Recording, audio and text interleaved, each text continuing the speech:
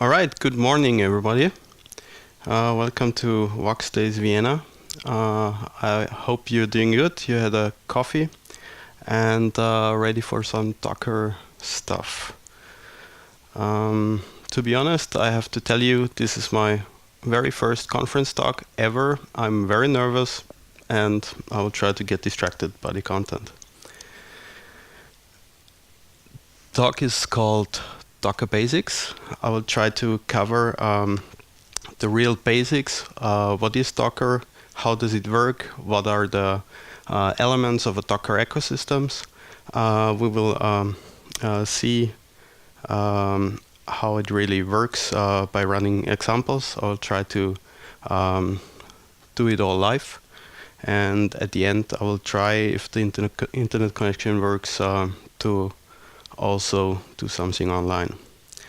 I'm very sure everybody of you already heard about Docker. Who did not hear about Docker yet? And when talking about Docker, it is often mentioned together with microservices and microservice architectures. Who is familiar or has some experiences with microservices already? Okay, using Docker. Okay.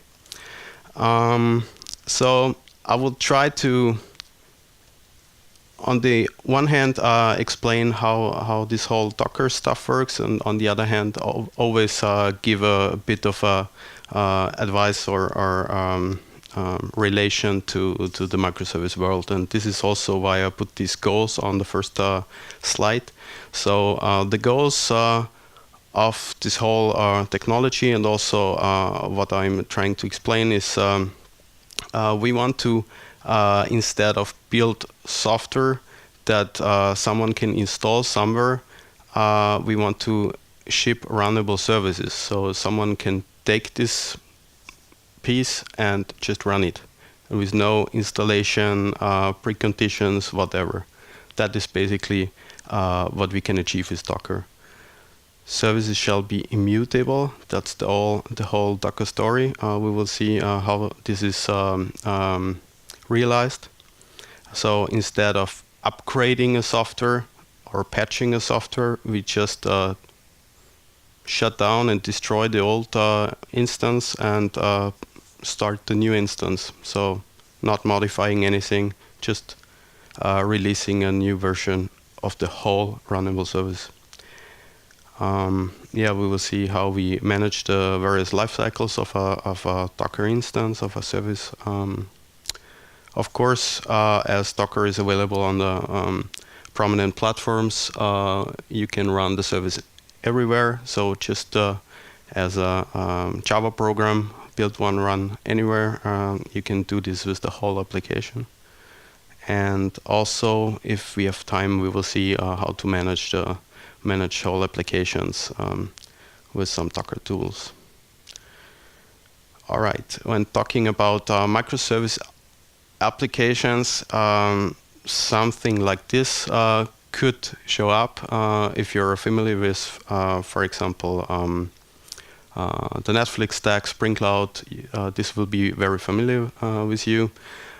Basically, what microservice architecture or service-oriented architecture is to split the application into components, and those components are not software modules like libraries or so, but they are real running programs, and they specify an interface, how to interact with them, and this is called the service. And the word microservice shall note that we want to create tiny services that really focus on one thing at a time, and rather have more of them than just a few big ones. So as I said, microservice has a specific purpose. I tried to come up with some ideas for example, a customer service, contract service, 3D print service. As one could imagine, we have an online website where you can order 3D prints, and we have specific parts of the application, and each service just handles a single part. And the services between them, they interact over network communication via interfaces, and therefore they are abstracting away the implementation. So they manage their domain, their data. I won't go into more details about microservices now, just to give you an idea. They are ideally stateless and parallelizable. Why is this important and interesting, and how does this relate to Docker? So Docker containers can be started very easily, very quickly, and there are some tools where you can easily scale out, so horizontally scale, so start n instances of a service, and if it's stateless and parallelizable, it's very easy to scale. You can use just Docker tools without having something in your software for it.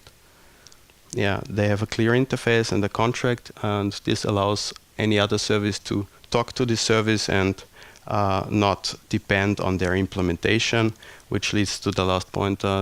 They can be technology agnostic, so each service can be implemented in their own technology. And when talking about technologies, as you might have heard, Docker encapsulates everything that is needed to run a service.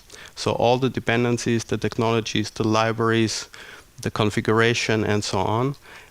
Therefore, from the outside, there is just this network interface and how to talk to the service. And from the outside, you do not need to know what technology is used inside. And as we don't ship software that needs to be installed, but rather software that can be run, everything is included. All right, so much for the background. Now coming to Docker. What is it all about? First, before jumping into starting a container, I want to explain a few elements that seem important to me to understand. The main part of the Docker is the Docker engine, and from the documentation it says Docker engine builds images and runs your containers. A Docker image is a blueprint of a service. It tells the Docker ecosystem how to launch an instance, and an instance is called the Docker container. So a runnable instance is called container. If you have two instances, then you have two containers.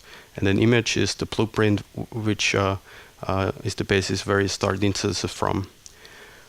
And then there is the Docker command line client, and we will see the basic usage later on. To explain it in an image, here you see what I mean. There is a Docker engine. This is a daemon running on your system, and this daemon cares for running the containers, caring about the lifecycle, storing the images, building images, and so on. We will see how this works. And then there is the Docker command line program. The Docker command line program is really a REST client, which just over the network talks to this Docker engine. And as you can see here, if you could have multiple Docker engines on multiple hosts and always use this command line client program. In other words, if there is no Docker engine running, this command line program does nothing. You cannot build images with this command line program or run containers or whatnot. It just remote control this Docker engine. And also interestingly, the images are stored within the Docker engine context. So in order to share the images to other Docker engines, you would need either to build them on the Docker engine or use a Docker registry to push the images onto, and then you can pull it from there. A Docker registry is there is an official Docker registry. Also, you can use something called Nexus or Artifactory, typical artifact management, of which you probably already use for a Maven artifact, right? All right, let's see how this works.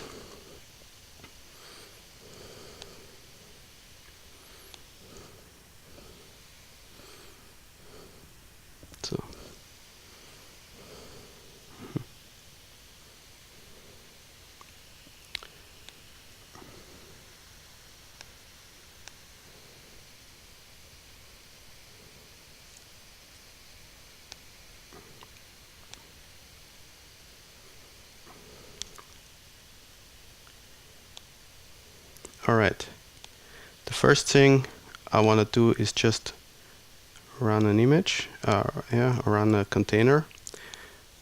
Can you read the? Yes.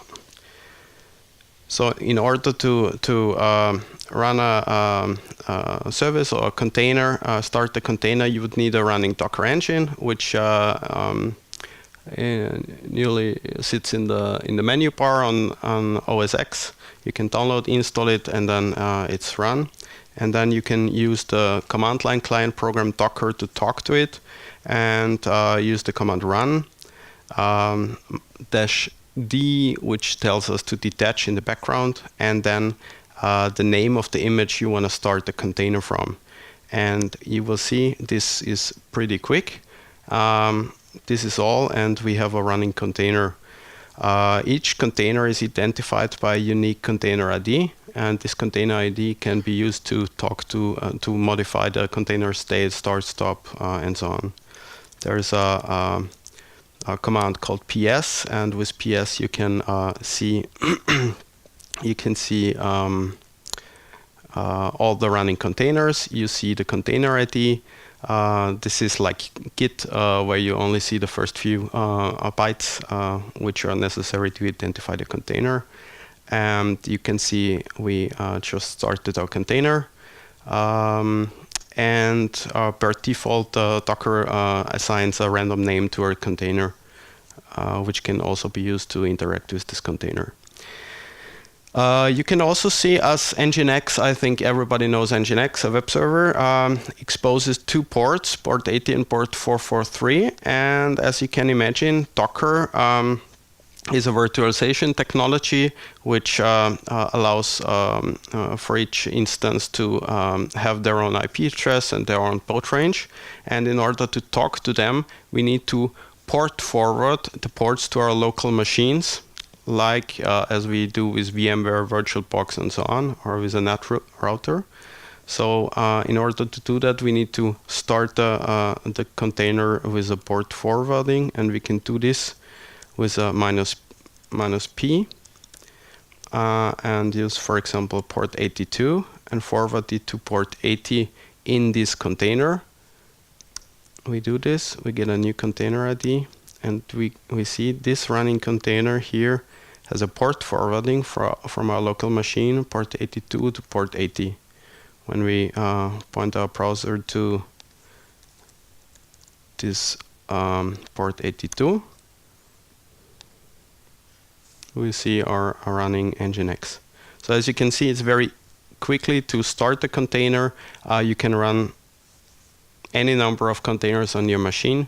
As they are very lightweight, they use up only very few resources. This is a kernel virtualization technology, which does not need a full-blown virtual machine or such. It's just a isolated process in your operating system. All right, and then for the last sample here, it's good to name your container with your own name. Then you won't get assigned a random name by Docker, and you can identify your containers later on. So in that case, of course, 82 is already taken. And of course, we have this name already.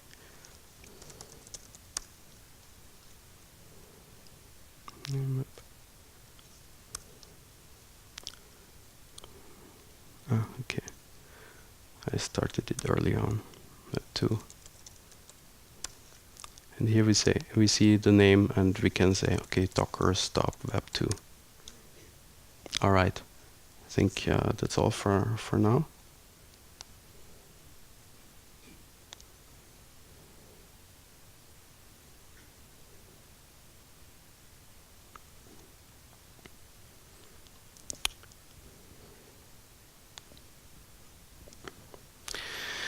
Okay, we started the container based on an image, and now I want to explain what this image is all about, and then I will show you how to build images by yourself.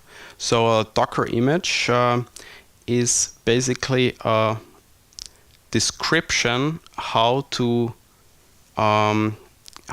create and run a container. It's a boot start script and description of how to run a container. This script is composed of lines, and each line has a command. And what Docker does when building an image, it executes these lines, and with each line, after each line, it saves the state in a so-called image layer. And then it mounts this layer, it executes the next line and saves the state again and create a new layer. This way, first of all, it's very lightweight in consumption of storage, and you can reuse the layers. So if you build an image, say for example you start with Nginx, and then you put up some websites in it, and then you put some configuration in it, and then you build a similar image that also uses Nginx and some configuration you used before, images can be reused. So it's very nice to handle this storage, and you can reuse it. And also very important, those images are immutable. So you can never change an image. You can only build upon it and then build a new image. This way, those can be shared across multiple images and services. There is a base image, so typically you will start from a base, like a file system, like for example a base image which already gives you a Java virtual machine or a web server or something, and then build on top of it. Image are identified by a name and a tag. A tag is basically the version number, or you can use it as a version number. It's alphanumeric string, so you can put anything in there. Images are layered, layers are reused, and to build an image you use this Docker file, which is this script. This describes how to build this image. And of course there's a Maven plugin how to create a Docker image from your Java application. And as I said before, there's a, you see the cursor? No? There's a caveat. Of course the Docker engine needs to be run, so just building the image with your command line client won't work. You need a running Docker engine. Why is this important? Because typically in your development lifecycle you would not build your image by yourself or by hand, but this would be rather doing your continuous integration server. And in order to for it to build an image, it needs a Docker engine running to do the job, and then push it to a Docker registry. All right, let's see how this works.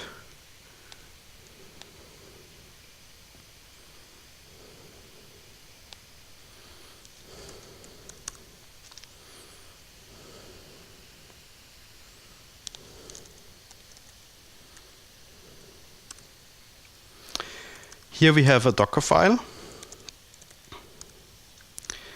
And this Docker file, as I said, every line is executed and an image is created. We start with a base image with the command from, and then the image name and the image tag. Alpine is very famous minimal Linux distribution, which is like 4 megabytes. And if you are not sure where to start, you should start, or you could start from Alpine and start from there. The idea when building an image is to only include the things you would need for this service. As we saw before, the microservice architecture, we have multiple microservices, and every microservice, as the name suggests, should be tiny, and therefore just include what you need. Start with nothing and just add what you need. Then some meta information, and then there is just one last command. It's called entry point. Every image has only, or can only have one entry point, which is not true. So if you have an image which has an entry point and build another layer on top of it which is an entry point, the first one is ignored and just the last one is used. And what is an entry point? Entry point is the command that is being run when running the container. Yeah, and there are several notations how to declare an entry point. Here there's a JSON array with strings with the command to invoke and the parameters. In order, so this is everything you would need to build an image, and this image would just put out hello world. And now I will try to build this image from this Docker file. We use Docker build. -t is for tagging the image with a name, and we call it hello world. And colon and then the tag, and we use just 1 as a version number. And then we need to put a path here, and this is the path to the Docker file. And what happens now is very interesting. As I remember, I said Docker Engine builds the image, and the Docker Engine could be located on a remote machine. So what happens now, you can see in the first line, it's sending the so-called build context to the Docker daemon. And what this means, it takes this directory, which is the local directory, plus everything in it, all subdirectories, all files, and so on, and sends it over the wire to the Docker engine, and then tells the Docker engine, okay, there is a Docker file in the root directory, use this and build your image. And this is what it does.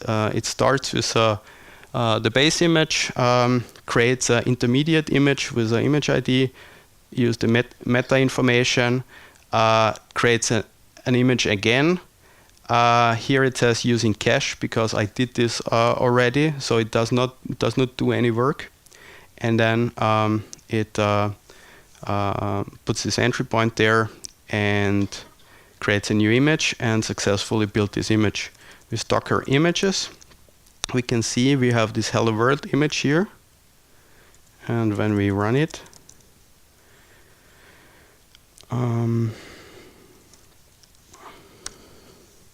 then we should see hello world. All right. So in order to build this image, use a Docker file, build it with Docker build, and then you can start containers from it. Let's try another example.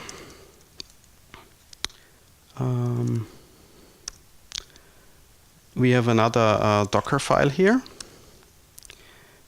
We start from an Nginx image we used before to start the Nginx web server, and we replace the index HTML in the Nginx configuration, and see what this does.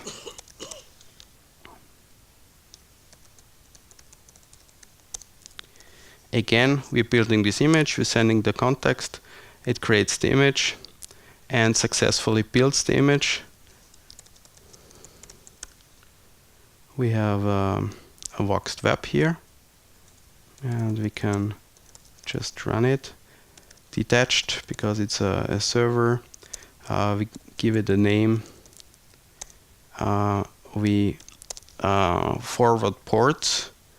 I will come to this in a second, and tell it which image to use. It starts this container.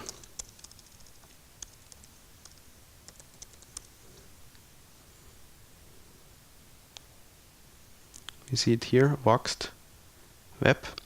And I did a -big P instead of just forwarding a single port. With a big P, it tells, take all the exposed ports the service declares and assign a random port on the local machine. Why is this useful? Because if you start like 3 instances of this container, you would need 3 different ports to use with the service. And this is how it does it. And here you can see the port 32,773 is used to forward to port 80. And when we point the browser to this, we see the service running in a container with just started from the image we created. So this is to show you can use an existing image, which is a service, a web service, something, and modify it by layering your modification on top of it. You won't modify the original image. It's immutable, so nothing will happen. Why is this useful? For example, you could create a software which needs some configuration, and there is a different configuration for different environments, and you could put the configuration file as a last image layer on top of it, and have different flavors of your image with different configuration files for different environments. And you're sure that the software is not, so that the service is not modified because it's a base image from there. As you can imagine, you can build a lot of Docker files, each building upon each other. All right. Okay.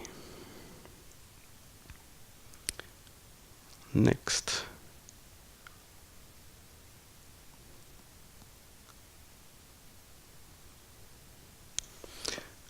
All right. One very interesting thing is, I told you before, there's the Docker engine daemon, and this Docker engine daemon needs to be run in order to start containers, create images, and and this can be located on a remote machine. There is a tool coming with Docker. It's called Docker Machine, and with this Docker Machine tool, you can manage Docker engines. You can create Docker engines. You can create Docker engines in the cloud, and you can then use the Docker engines to run your services. This is a pretty useful tool. It's pretty neat, and this is probably the tool you would use in your automated environments to start Docker engines, build images, start containers, do some integration testing, then shut everything down, delete the Docker engine again, free up the resources, and of course you only pay for the resources you would use. I will try to show that to you.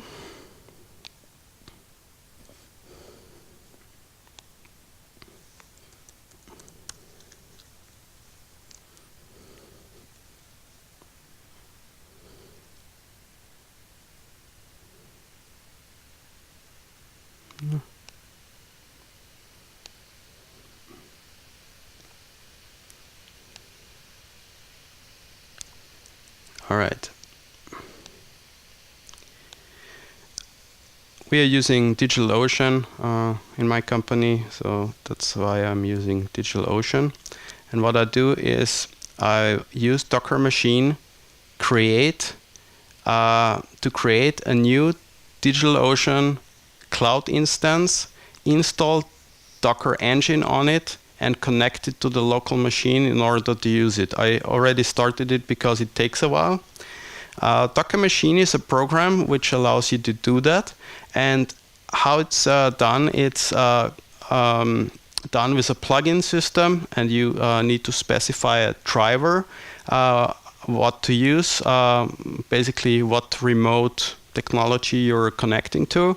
In this case, I'm using --driver DigitalOcean, and of course, as you can imagine, you need to supply the access token to it, and then the last parameter is the name of the machine which you're creating.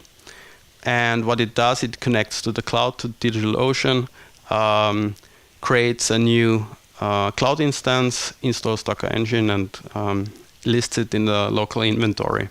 Of course, there are a lot of other parameters which you can fine-grain control the creation of a cloud instance, so what flavor it is, and how to assign a elastic IP address, and so on.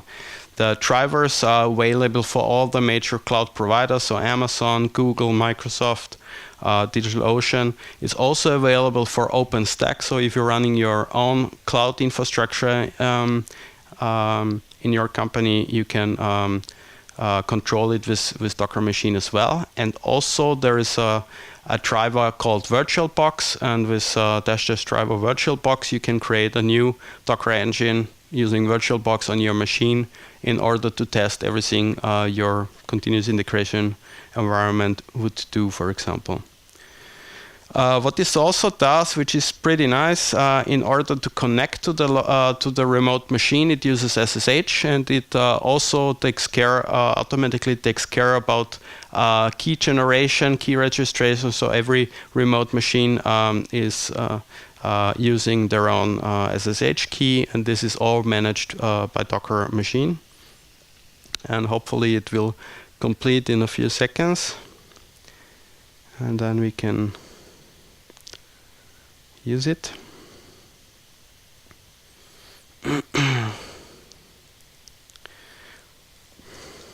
In parallel, I can already show you a few other commands. Docker machine ls lists the Docker machines which are registered, and you can have, as you can imagine, a lot of different machines, locally, remotely, and so on, all identified with the name. Oops. Here we can already see our DigitalOcean instance, and which is still installing Docker.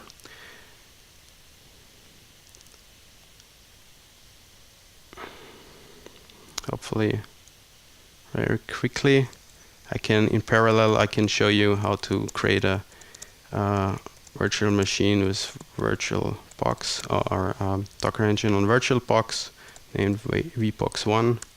This should be probably a bit quicker. Thomas, I wonder if anybody has any questions. Yes, of course. Thanks for the hint. Do you have any questions so far? I know this is pretty quick. Try to cover a few topics. Yes.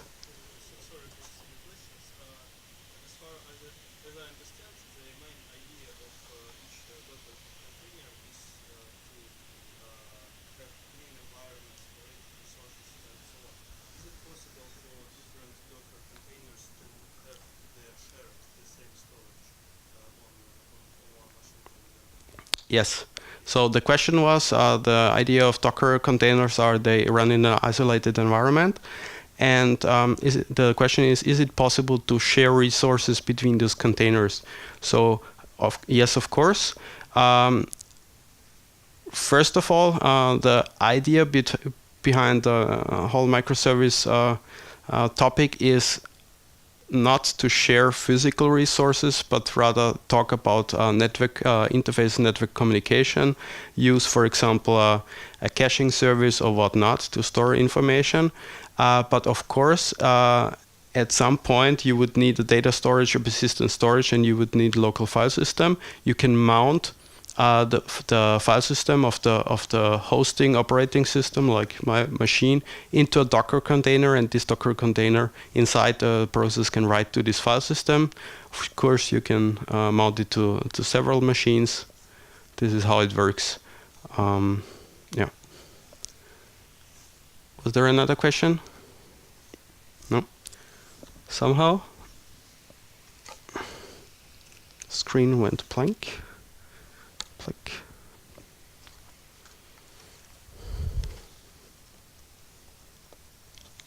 Okay. Is the projector still working? No? I think not. All right. I think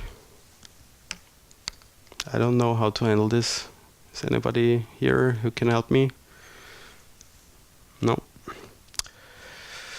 Well, then I have a couple of minutes left. I will just explain to you what you can do with Docker machine. I'm sorry, we have no picture anymore. So we created the Docker machine entry on DigitalOcean, and it installed the Docker engine. It creates the SSH keys, registers it, and then you can basically configure your Docker client program to point instead of the local Docker engine to the Docker engine on DigitalOcean.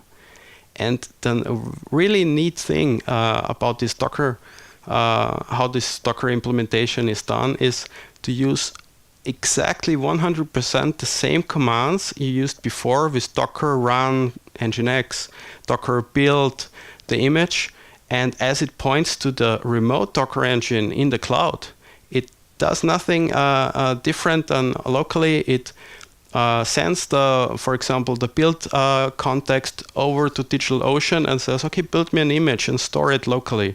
And then with docker run nginx, for example, it starts the nginx on the cloud machine. So you write your basically your Docker scripts, and then you can choose at runtime which Docker engine to use. So this is very useful for your continuous integration environment, local testing, and also, of course, then the different production system staging, production, and so on.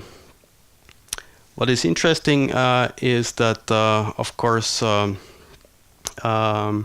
if there is an image, you want to run a container from an image that is that you don't have. For example, when you first try to start the nginx container and there is no nginx image on your machine, it works similar to Maven. It goes to the central repository, downloads the image, and then stores it locally in your Docker engine and starts. Only you need to remember that the images are local to the Docker engine. So if you create a Docker engine in the cloud, want to start your image, you first need to somehow put the image there, either build it there or use a Docker registry to share it. What I cannot show you now, there is a Maven plugin, or there are several Maven plugins for building Docker images out of a Java application.